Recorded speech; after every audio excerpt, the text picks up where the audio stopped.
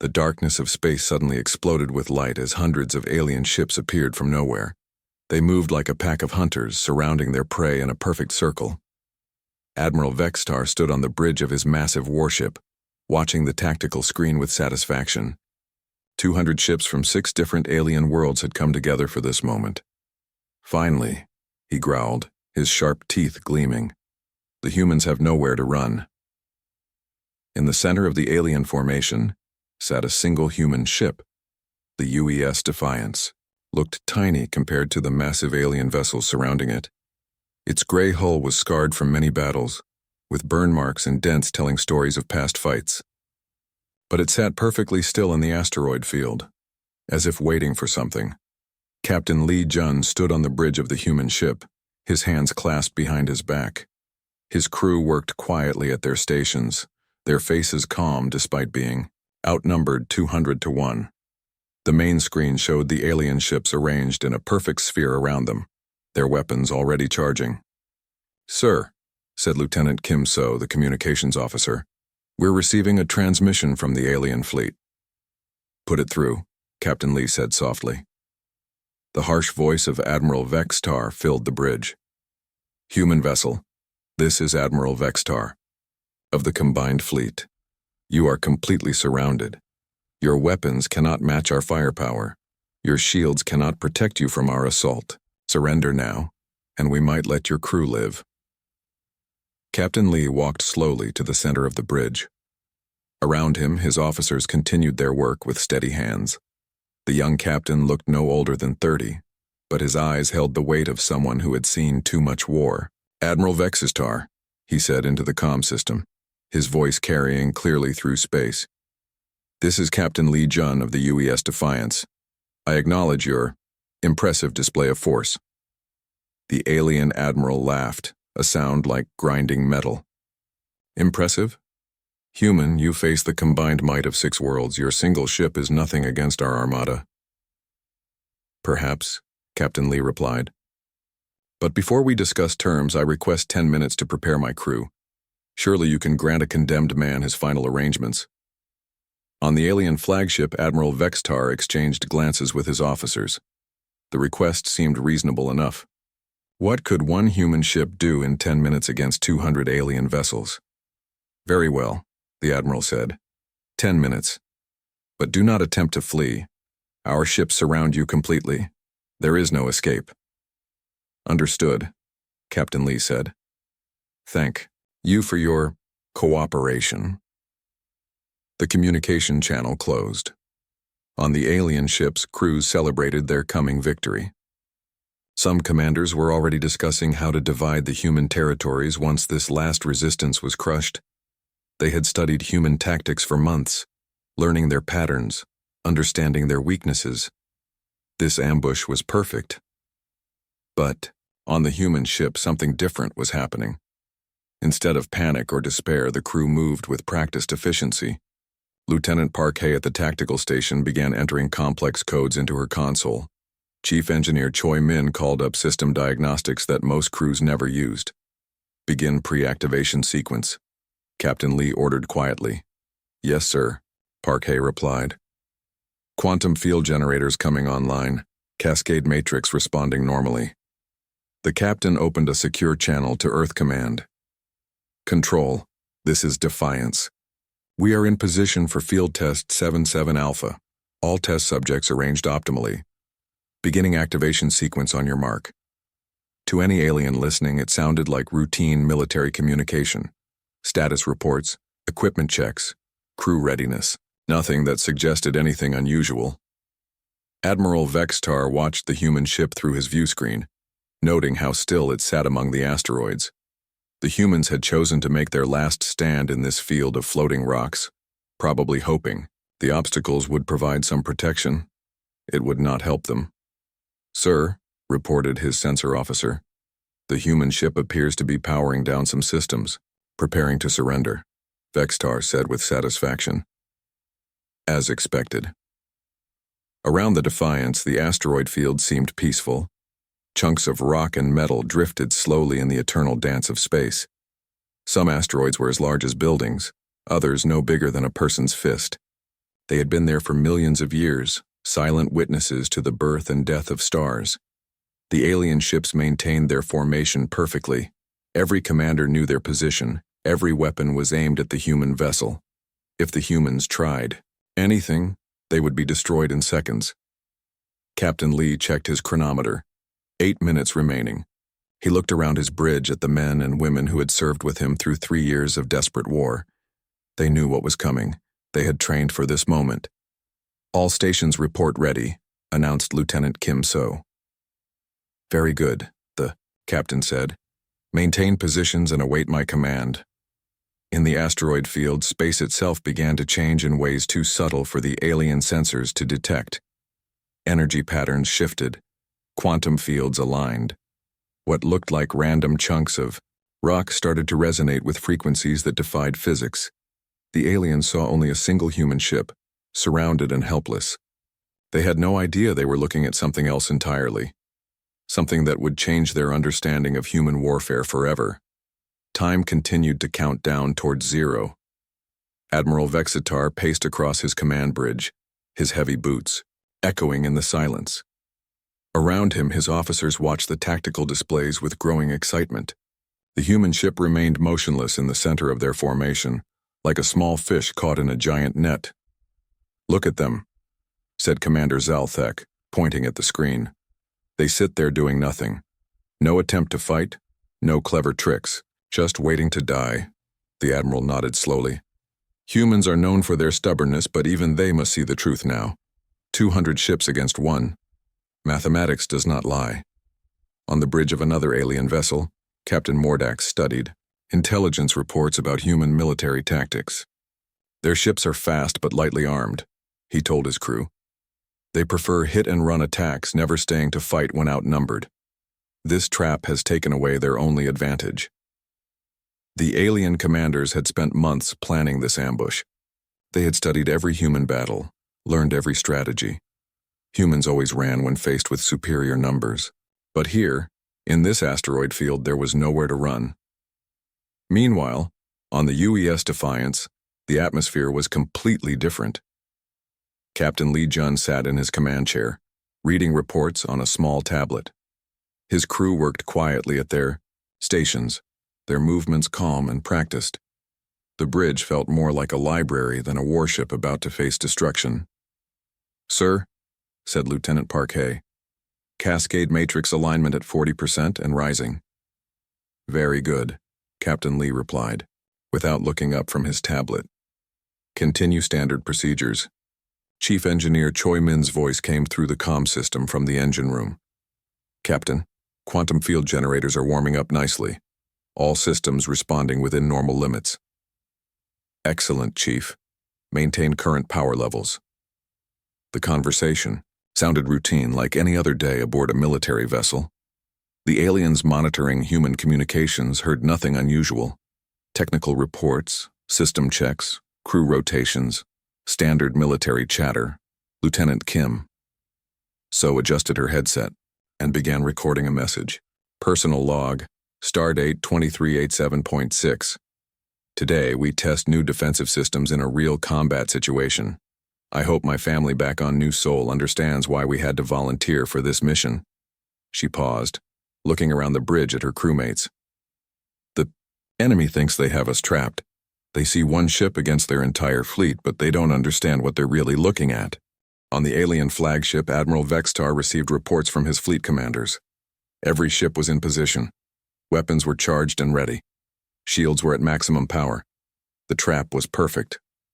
"Admiral," said his communications officer, "should we demand their surrender again? The time limit is nearly up." "No," Vextar replied. "Let them have their final moments of false hope. Soon enough, they will see the futility of resistance." But across the asteroid field, something strange was happening. The floating rocks that had drifted aimlessly for millions of years began to show subtle changes. Energy readings flickered across their surfaces. Quantum signatures appeared and disappeared like whispers in the dark. The alien sensors detected these anomalies but dismissed them as natural phenomena. Asteroid fields were known for unusual energy patterns. Solar radiation, cosmic storms, and magnetic fields could cause all sorts of strange readings. Captain Lee closed his tablet and stood up slowly. He walked to the main view screen, studying the enemy formation surrounding his ship. 200 vessels, each one capable of destroying cities. Their combined firepower could crack a planet. Beautiful formation, he said quietly. Perfectly positioned, not a single gap in their coverage. Lieutenant Park-Hay looked up from her console. Sir, Cascade Matrix now at 75%. Field resonance is building exactly as predicted. Any concerns about the alignment? The captain asked. None, sir. The enemy ships are positioned precisely where we need them. It's almost like they planned it this way.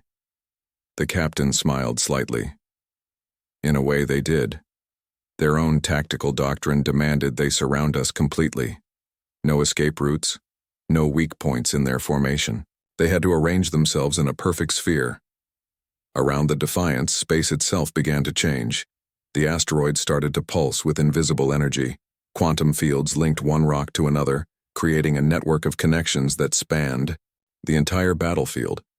What looked like random debris was becoming something far more dangerous. Chief Choi Min monitored the energy patterns from his station in engineering. Every asteroid now carried a quantum signature identical to the ship's main weapon systems.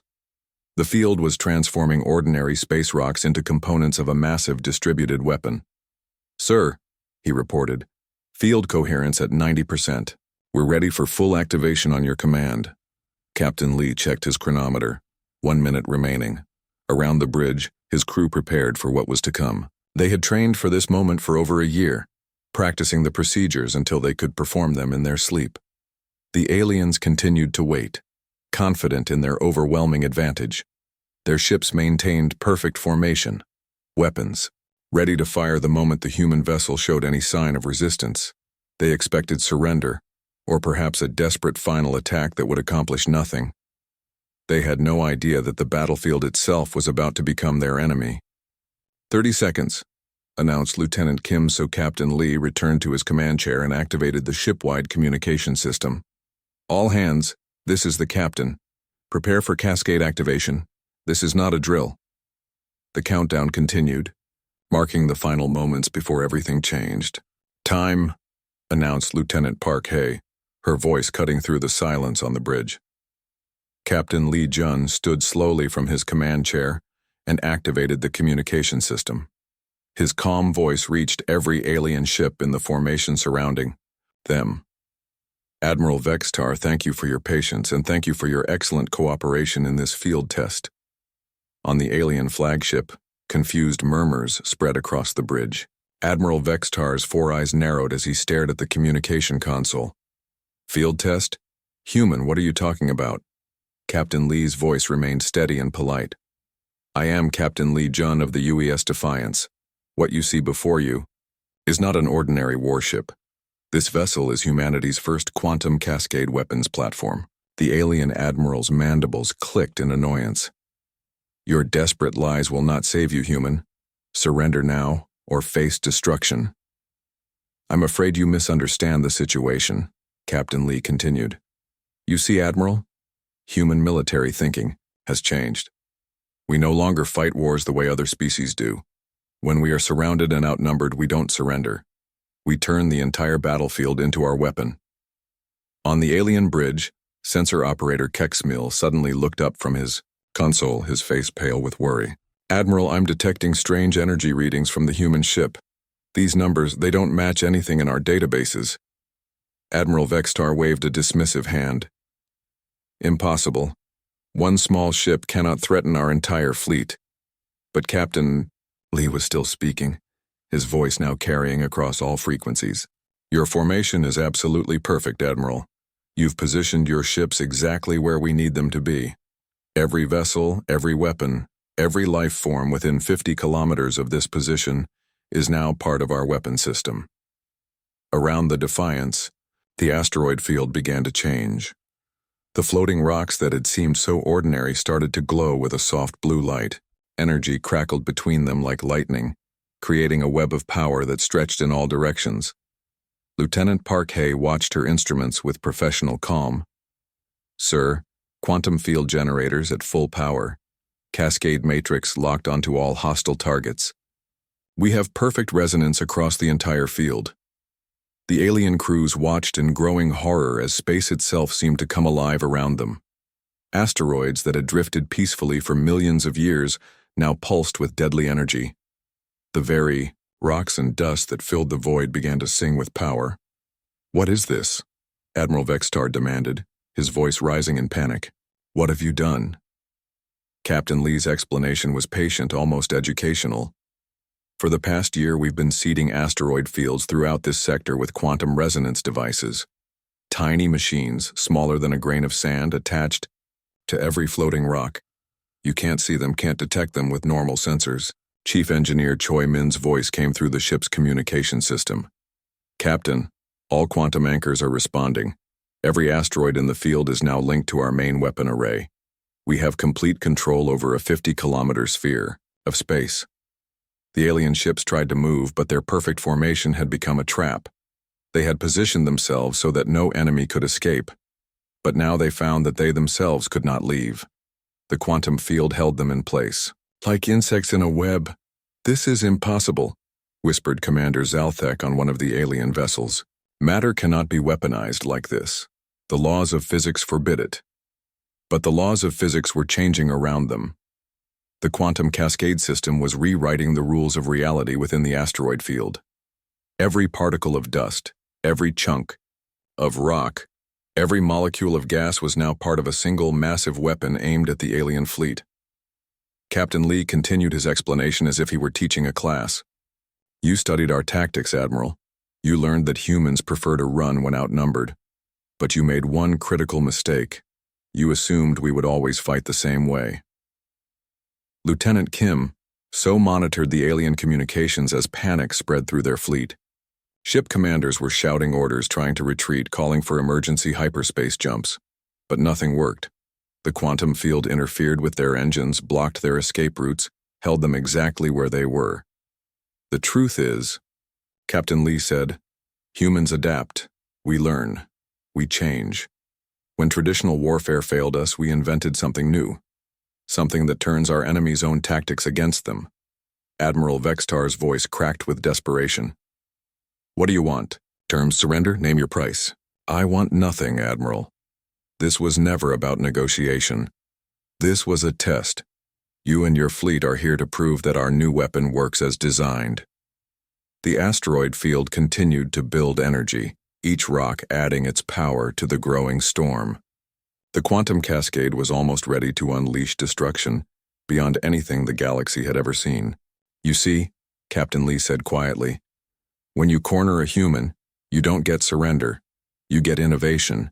And today, you're going to see exactly what human innovation can do to those who threaten our people." The blue glow around the asteroids grew brighter. Energy discharges began jumping from rock to rock, creating a light show that was beautiful and terrifying at the same time. The weapon was ready to fire. Energy erupted from every asteroid in the field as Captain Lee Jun gave the activation command with a single word: execute. Lieutenant Parquet's fingers danced across her console as the quantum cascade system came alive. "Field activation complete, sir. Cascade matrix at 100% power. All targets locked." Around the alien fleet, space itself became their enemy. Every floating rock, every piece of debris, every grain of cosmic dust transformed into a weapon.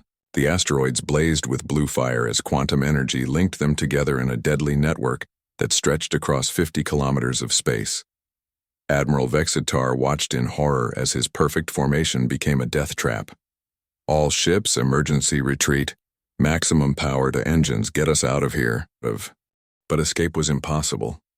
The alien vessels had arranged themselves in a perfect sphere with no gaps, no weak points where an enemy might flee. Now that same formation trapped them within the cascade field like animals in a cage. The first alien ship to die was the destroyer Kethmar on the outer edge of the formation. The asteroids around it pulsed with energy, and beams of pure quantum fire lanced out from a dozen different directions. The ship's shields flared briefly, then collapsed. In seconds, the mighty warship simply ceased to exist, its atoms scattered. To the solar wind. Impossible, screamed Commander Zalthek from his bridge. Rock cannot generate that kind of power.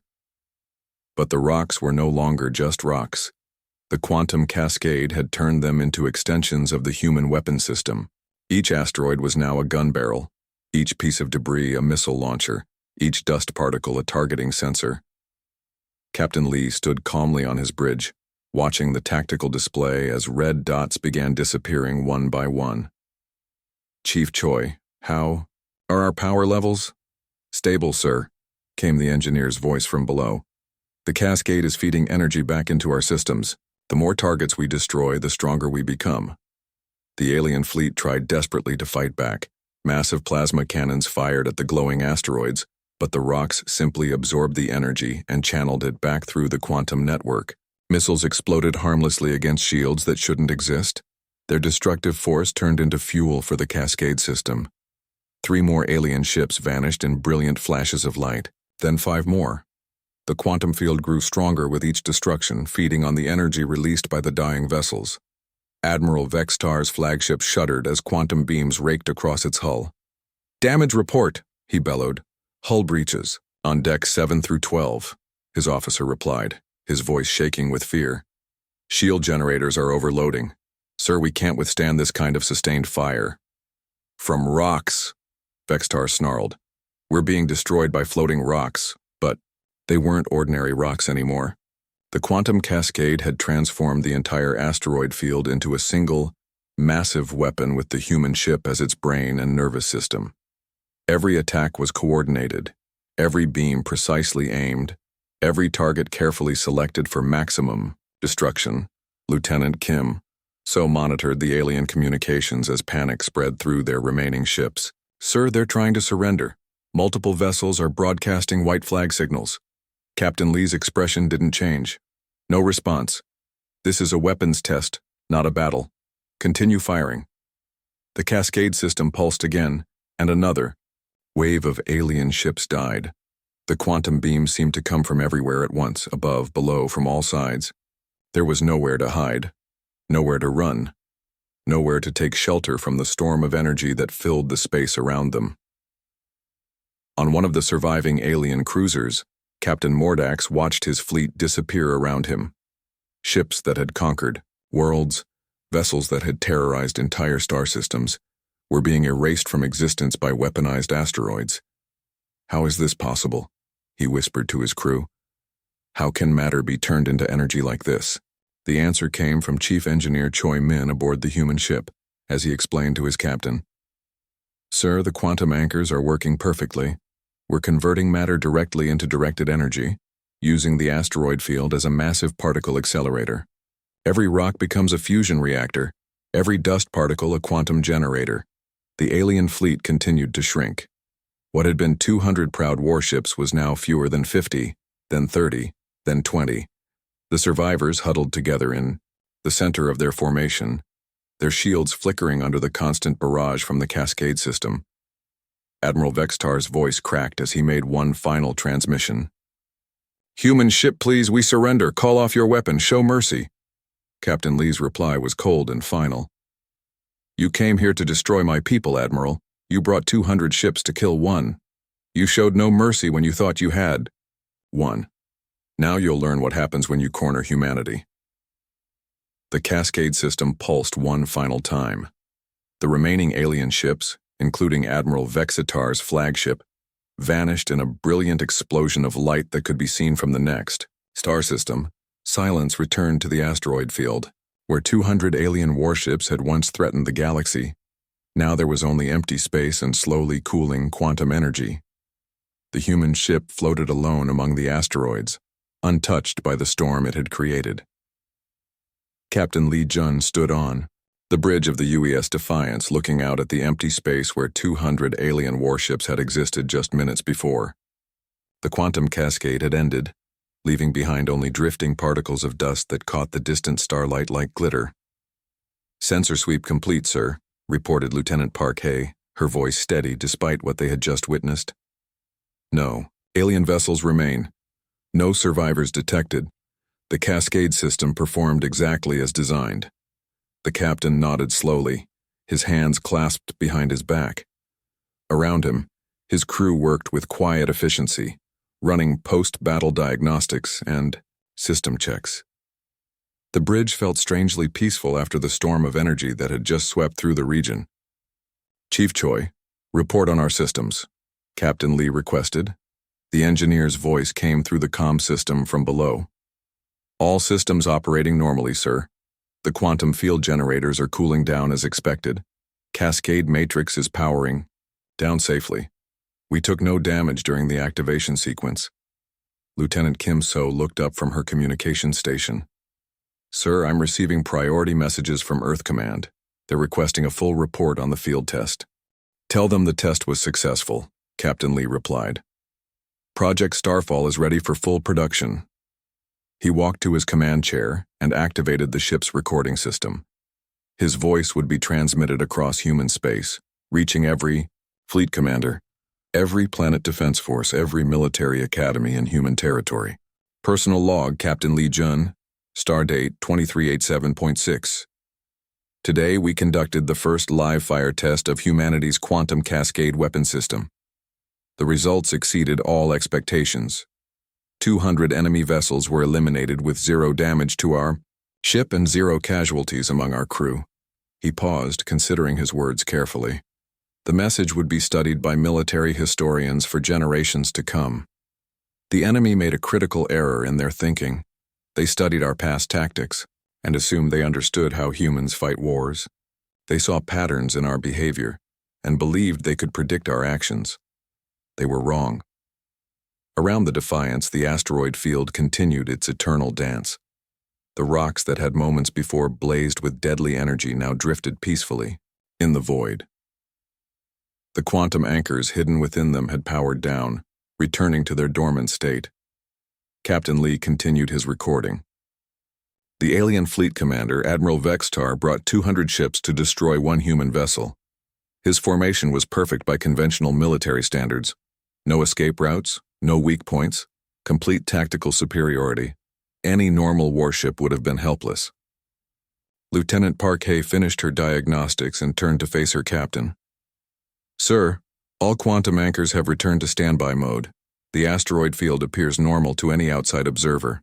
No evidence remains of the cascade activation." "Excellent," the captain replied. "That was the point. Our enemies must never know when they're flying into a trap until it's too late." He returned to his recording, his voice taking on a more serious tone. "Note to all human military commanders, the galaxy has changed. We are no longer the small, weak species that other races can hunt for sport. We have evolved beyond conventional warfare. When enemies surround us, we don't surrender. We turn their own tactics against them."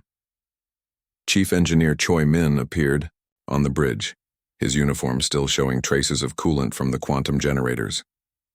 "Captain, I've completed the full system analysis. The cascade performed flawlessly. We can now weaponize any asteroid field in human space within 72 hours. The implications were staggering. Hundreds of star systems contained asteroid belts that could be converted into massive weapons.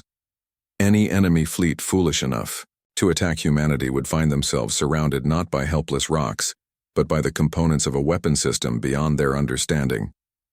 "Sir," said Lieutenant Kim So, "we're receiving a transmission from the Galactic Council. They're demanding an explanation for the destruction of the Velthak fleet."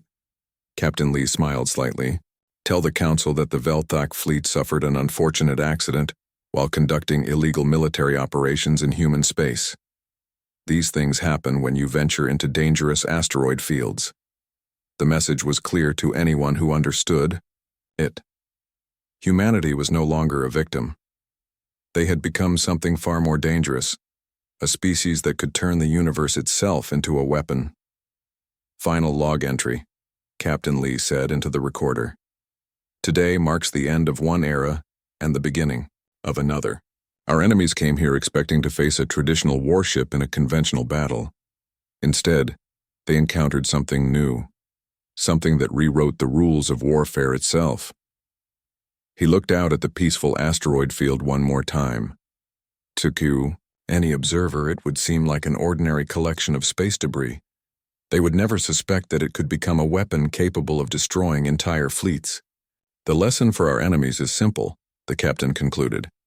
When you corner a human, you don't get surrender, you get innovation. And today, the galaxy learned what human innovation can accomplish. The UES Defiance engaged its hyperspace drive and disappeared in a flash of blue light, leaving behind only empty space and slowly drifting asteroids. The battlefield looked exactly as it had before the alien fleet arrived, giving no hint of the destruction that had occurred there. In the silence of space, the quantum anchors waited patiently for their next activation, ready to turn ordinary rocks into instruments of war whenever humanity called upon them.